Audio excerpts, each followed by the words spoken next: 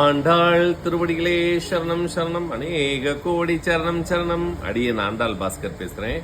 இன்றைய டாபிக் பாவம் புண்ணியம் பற்றியானது. எது பாவம் எது புண்ணியம் அப்படின்னு சொன்னா, நாம் எந்த ஒரு செயலை செய்ய போகும்போதும் நம் மனம் அதை பிடிக்காமலோ வெறுப்பாகவோ அது செஞ்சா தவறு அப்படின்னு நம்ம மனசே சொல்லும். எந்த ஒரு செயலா இருந்தாலும் சரி, அந்த செயலை நம்ம ஒதுக்குவோம், வேணான்னு சொல்லுவோம், நம்ம மனமே சொல்லும். அப்படிப்பட்ட செயல்கள் எல்லாமே பாவச் செயல்கள் தான். எது புண்ணிய செயல்கள்? ஆசையாக விரும்பி நம்ம அதை ஏற்றுக்கொள்ளும், அது பிறருக்கு நன்மை தரக்கூடியதாக இருக்கும், நம்ம அறிவே சொல்லும்.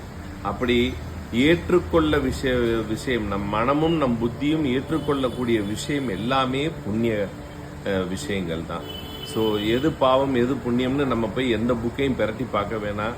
நம் மனதிற்குள் இருக்கக்கூடிய குரு, மனம் குரு, அந்த குருவே நம்மளுக்கு சொல்லிக் கொடுக்கும் எது பாவம் எது புண்ணியம்னு. ஸோ அதைப்படி நம்ம செய்து நடத்தி கொடுவோம். அடியேன் ஆண்டாள் பாஸ்கர்.